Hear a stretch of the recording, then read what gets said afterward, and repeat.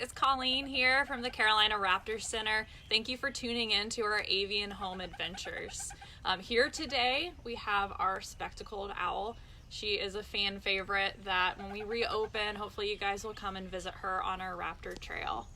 So our spectacled owl here they're normally from the rainforest areas of southern Mexico into Central and South America. So they're found in very dense canopy and understory areas in that rainforest. So they're very unique looking. They don't look like a lot of the owls that we have around here. So they get their name spectacled owl because they have these two rings of feathers around their eyes that make it look like they're wearing glasses or spectacles. So they are really a really cool species to learn a lot about because they're so unique. So they eat a lot of different things since they are found in the rainforest areas, like large insects, things like bats, even a little bit of larger mammals. So the variations of raccoons and things like that they have there. So they're really, really neat. So something you guys will hear if you turn up your volume is some of the chittering noises that she makes. Let's see if she can. So we jokingly call her one of our little Muppets here. So she makes a lot of different noises and seems to show off a lot of different expressions. So they don't really hoot like the owls that we have in North Carolina. They make a lot of these little chittering noises instead. Something that you guys will also notice on her is she has these big yellow eyes. So those eyes, since they are that color, indicate that she is a crepuscular owl, which means that instead of hunting in the middle of the night, like the owls that have dark brown or black eyes, they'll hunt during dawn and dusk. So they're able to take in a little bit more light. But our owls, they are known as some of our raptors with the best hearing, and they're primarily using mostly their hearing to hunt prey. So they have ears that are asymmetrical. Instead of equally apart on their sides of their heads like ours are, one is up and forward and the other one is down and back. And so that's very useful because they can triangulate their prey. So they can hear above them, behind them, all around them. And it's really important. Can they hoot or is it just chirping? It's more of like this chirping sound. She does make a whoo kind of sound, but it's not a normal classical owl noise that you would hear. Here, the owls that hoot that we have are our great horned owls and our barred owls. Do you know how old she is? She is about, I believe, 9 years old. That is my best guess. They've been known to live up to 35 years when they're at facilities like ourselves. So we're hoping that we'll have her for a very, very long time. She's definitely a fan favorite. And a lot of fun to bring out for programs because she's so unique and really fun to look at. If you guys notice, she has this little paper chain beside her, so that's some enrichment that she's had in her enclosure.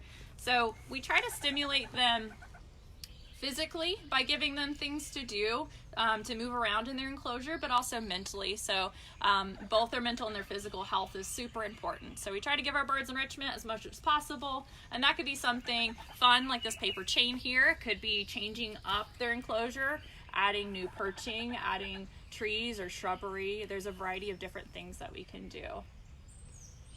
How did she come to live at the center? So she came here from another facility.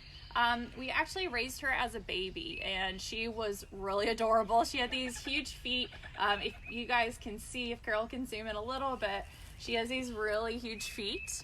But she looked a little different. So she was a white or an off-white color pretty much throughout her whole body. She looked like a little cotton ball. And then she had a really dark mask on her face. And she kept that light coloration for a little bit, and then it got her adult plumage after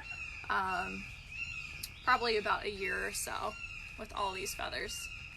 Can she turn her head all the way around? Almost.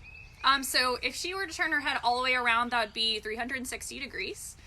For these guys, it's 270 degrees. So it's as if you could look over, if you turn your head to your right shoulder and you could look behind your right shoulder, and then you'd have to unwind to do it the other way around. So these guys have twice as many bones or vertebrae in the back of their neck that allow them to do so. So we have 7. These guys have 14, so it allows them to be very, very flexible with that. And a reason that's really important, if you notice her eyes, again, they're very large. So owls' eyes can take up anywhere from 50 to 75% of the space in their head, and they're set in by bone. So they're not able to look out of the corner of their eye like we can, where we have this really great peripheral vision. These guys are looking in one direction all the time. So in order to look around them, they have to be able to turn their neck. What's on the menu today? Chicken. It is chicken day. We feed our birds a variety of food. Depending on the day of the week, we have chicken days, we have mouse and rat days, we have quail, all kinds of stuff we can give them, and of course fish to anybody who's needing fish on the menu. We try to recreate what it would be like in their natural habitat by adding a variety to their diet. We also add supplements to them. So if we have an older resident here who has some joint issues, we can add Cosequin, similar to, it's basically the same thing that you use for dogs and cats, or it is the same thing that you use for dogs and cats for their joint care. We can also add calcium. Today is a calcium day for our birds, so we sprinkle it on their food. And we also have a vitamin called VitaHawk, which is pretty funny, the name of it. And it's just a multivitamin that goes on their diet a couple days a week.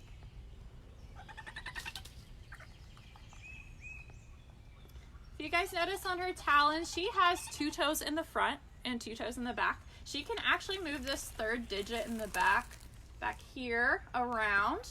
And so they're called zygodactyl feet. So they can move that around to catch something that's slippery. So for her, it would be a large insect or a lizard out in the wild. Or they can use it to just climb around on branches and really move that toe around to maneuver really efficiently.